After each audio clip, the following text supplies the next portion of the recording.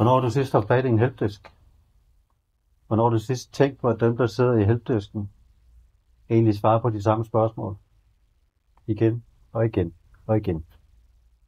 Vi har analyseret en del helpdesk-samtaler, en del helpdesk-aktivitet, for at se, om vi med hjælp af forskellige teknologiske løsninger måske kan forbedre servicen, kan strømline nogle af de spørgsmål, der er, måske fjerne de spørgsmål, som går igen hele tiden, og dermed få mere fokus på det, der egentlig er svært.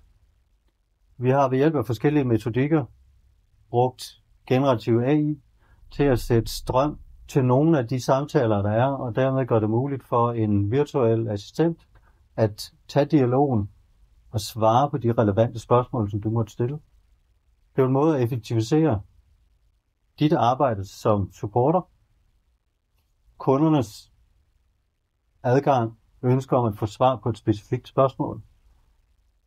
Gør det ved hjælp af skrift, gør det ved hjælp af tale, eller hvad der nu måtte være behov for. Vi har flest applikationer, der kører på skrift, så jeg skriver med min virtuelle assistent.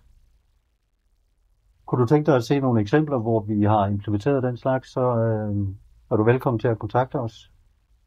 Sammen vil vi gerne effektivisere helpdesken.